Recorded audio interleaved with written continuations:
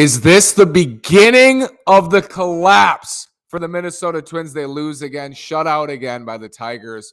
Ugly, ugly, ugly. Let's break it down on today's episode of Locked On Twins. You are Locked On Twins, your daily Minnesota Twins podcast, part of the Locked On Podcast Network, your team every day.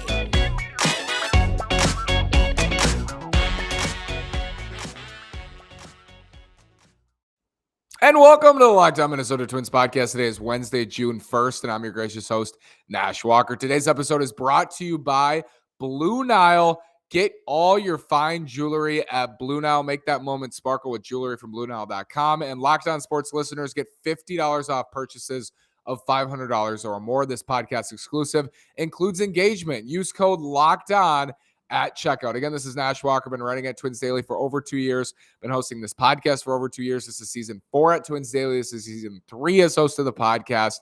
And I'm wondering if this is the beginning of the collapse for the Twins. And when I say collapse, I mean the beginning of their trek back to 500, which is where many projection systems had them finishing in 2022. They are now 30-22, so the sky's not falling. They're 8 games above 500, and the perspective would be different if you just showed me the record and didn't tell me really how they got there, because they started this 15-game stretch 5-0, and now they're 8-6 on this stretch. So win tomorrow, you're 9-6. That's acceptable.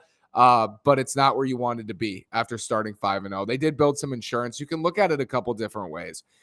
By starting 5-0 in this Royals and Tigers insanely long stretch of like 2 weeks and 15 games, you built some insurance that allowed you that if you struggled, you had some injuries, you lost some games, you still can get out of here 9-6 or 8-7. You can still get out of this stretch with a winning record. On that same token, you started 5-0. And this is an opportunity to build some distance in the American League Central, to run away in some ways with the division until the White Sox have a much easier schedule in the second half. You started 5-0. 10-5 would have been the bare minimum expectation. To go 5-5 against the Royals and Tigers in your next 10, that would have been the expectation. Instead, they've gone 3-6 since then.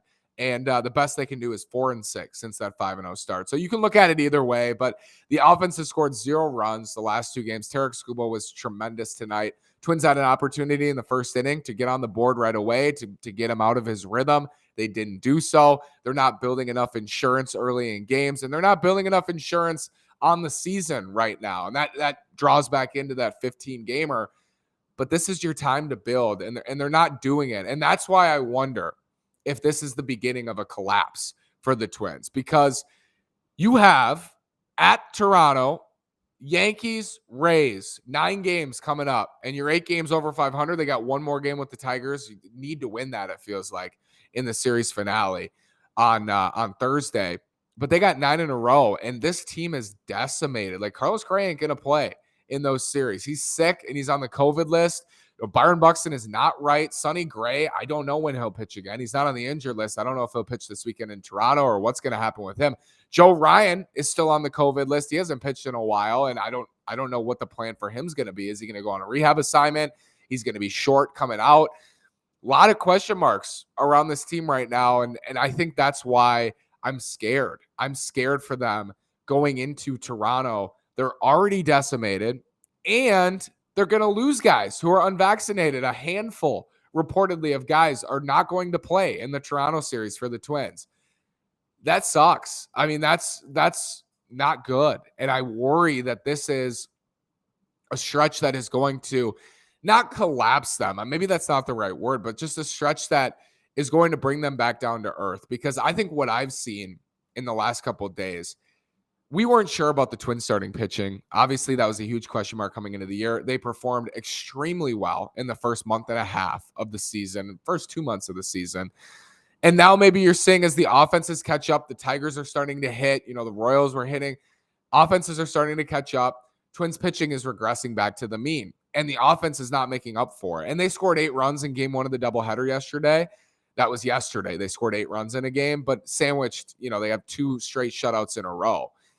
The offense is not holding up their end of the bargain. Jorge Polanco is not holding up his end of the bargain. Byron Buxton is not holding up his end of the bargain. Carlos Correa has missed a ton of time already this year with the hand and now COVID. He wasn't good out of the gate, so he hasn't really provided much at all for the Twins this year. Defensively, he's been great, but at the plate, there hasn't been enough there because he's been out and he was ineffective. And it hasn't been what we expected offensively this season. But it wasn't what we expected on the pitching front either. They pitched much better.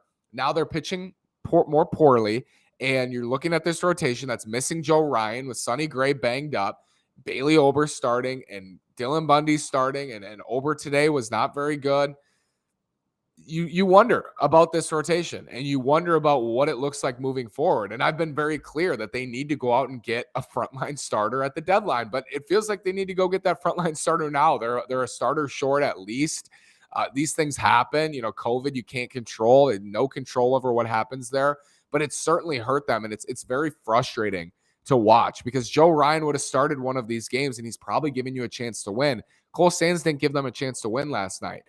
Bailey Ober today gave up 5 runs. It's not conducive to giving your team a chance to win when you go out there and get hit around like that. And Tarek Skubal was great today. They ran into Skubal, but it's not really about today as much about missing opportunities throughout this stretch to really, really bury the White Sox. Let's talk about the White Sox. They're in the middle of a battle right now with Toronto, and just more about this Twins team we're watching and how much we can take away from these last couple of games. We are introducing BlueNile.com, the original online jeweler. It is outstanding. Make your moment sparkle with jewelry from BlueNile.com. Locked On Sports listeners get $50 off purchases of $500 or more. This podcast exclusive includes engagement. Use code Locked On. That's code Locked On.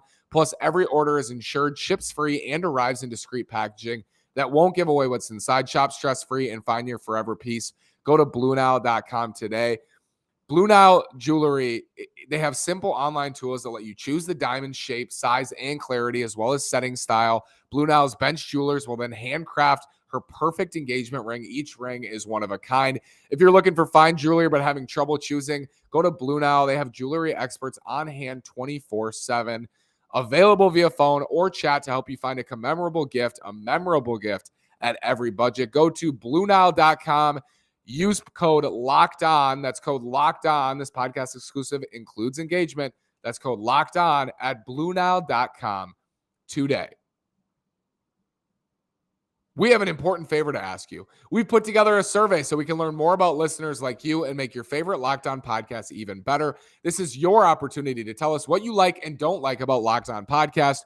Go to LockedOnPodcast.com/survey right now to get started. It won't take very long, and everyone that completes the survey can qualify for a chance to win one of 10 $100 Ticketmaster gift cards. To take our audience survey, go to LockedOnPodcast.com/survey. Thank you for your help. White Sox in a battle with Toronto. White Sox are below 500 and are on their way to a loss. We don't know what's going to happen. It's 5-3 Blue Jays as I speak now, but might drop 2 games below 500 Chicago. The reason this matters in early June, late May, early June, is because we know that a White Sox run is coming. We know that that's coming. We know that the White Sox are going to rattle off wins in the second half. You don't want to get into a position where you're a wild card team in the American League. I mean, it would be great for the Twins to make the playoffs. Like every one of these games they're not competitive in. It's like, oh gosh, you wonder. Be great for them to make the playoffs this year. That would be exceeding the expectations they had from a lot of people. Maybe not me. Like I expect this team to be competitive. I expect this team to try to win, and they did this offseason. They missed on a frontline starter. Still need them. Guess what? Still need them. I never said that this rotation was complete or looked like a rotation that would compete in the playoffs. They have 2 frontline starters in Sonny Gray and Joe Ryan, but you need another frontline starter. It matters because you don't want to be in a position where you're the 5 seed in the playoffs and you got to go, on the road to Toronto and you miss those guys again, the unvaccinated players. You have to go play the Blue Jays on the road. That's not going to give you a good odds of ending your playoff streak. I think this is a time.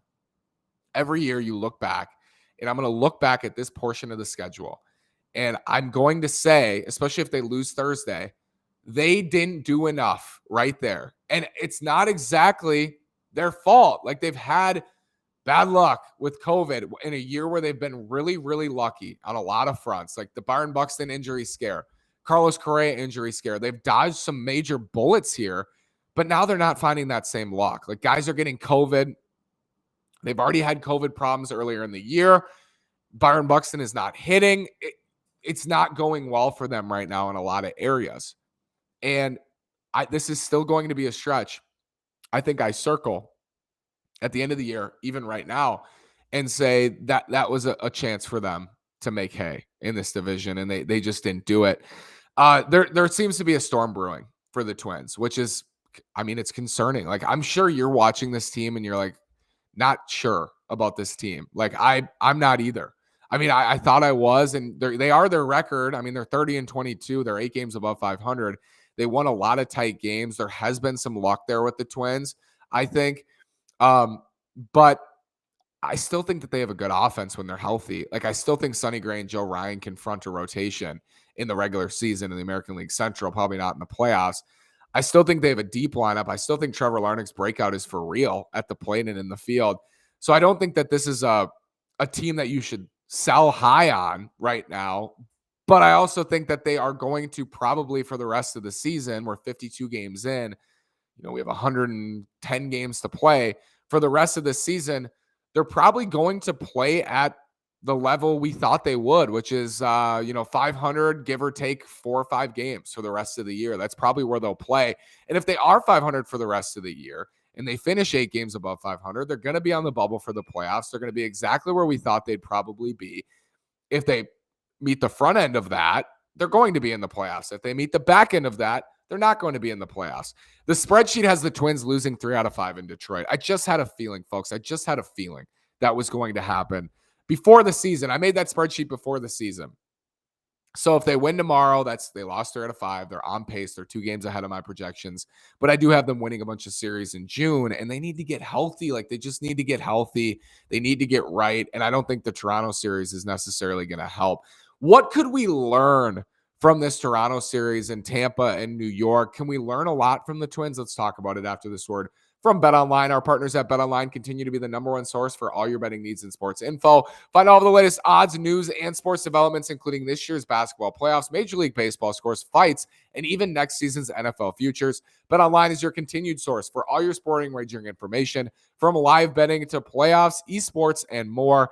Head to the website today or use your mobile device to learn more about the trends in action. Again, our partners at BetOnline continue to be the number one source for all your betting needs and sports info. Find all of the latest odds, news, and sports developments, including this year's basketball playoffs, Major League Baseball scores, fights, and yes, even next year's NFL playoffs. Go to betonline.net. BetOnline is where the game starts. You can get it at their website or your mobile device. Head over there now to learn more about the trends and action. BetOnline is where the game starts.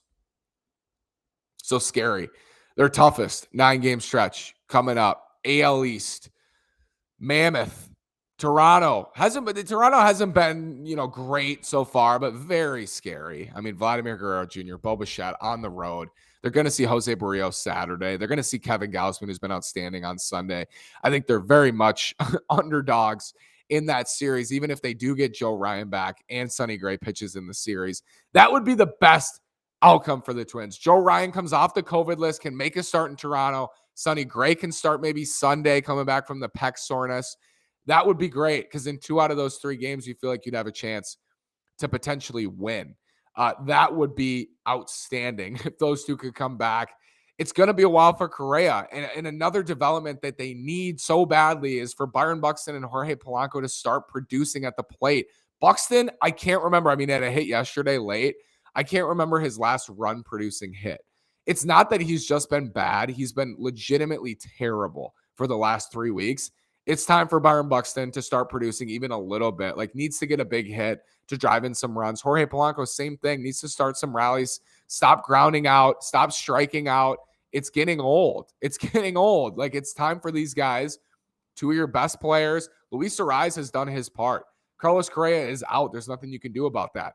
It's time for Byron Buxton and Jorge Polanco to step up for this offense. It's time for this group to compete.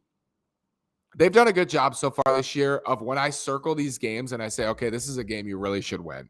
This is a game that you really not have to win, but that you really should win, that will help you. Even though it's one game, feels like more. I circled the Kansas City game Sunday. They won that game to salvage the split. I am circling this game Thursday. I didn't circle this game Wednesday because it was Tarek Skubal. I didn't necessarily think the Twins needed to win today.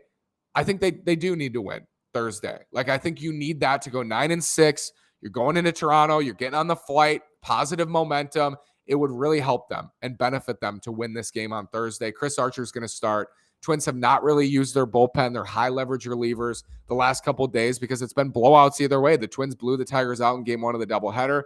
They were blown out last night. They were blown out today. So they haven't had to use, Yohan Duran or Emilio Pagan or Joe Smith or any of their high leverage relievers, which is good news. And Duran hasn't pitched since, I think, Friday, which means that he could potentially give you 2 or even 3 innings tomorrow. So here's what you plan on. 4 innings from Archer, 1 or 2 earned runs. You have Griffin Jackson in the middle for 5-6, depending on the matchups. You have Duran for 7-8, or maybe Duran even 7-8-9 if he pitches well and pitches, very efficiently in the first couple innings that he goes. Or maybe you go Duran 7-8, Pagan 9. They're set up tomorrow to play to their strengths. They can set up this game. Maybe Archer only goes 3. I don't know. I mean, they have the bullpen where they can have like a quasi bullpen game on Thursday, and every Archer start basically is a quasi bullpen game. Maybe he surprises everybody and goes 5 and pitches very well, but he just hasn't done that all year. So he's got to be better than he was his last time out on Saturday, last week against Kansas City.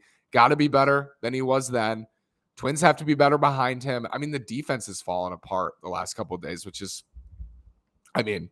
not something we saw for much of this year, the defense falling apart. I take a deep breath. I'm taking a deep breath. They're 30-22. The Sox are struggling. If you screenshotted the standings for me right now and showed me before the season, I'd say that's a great start for the Twins through their first 52.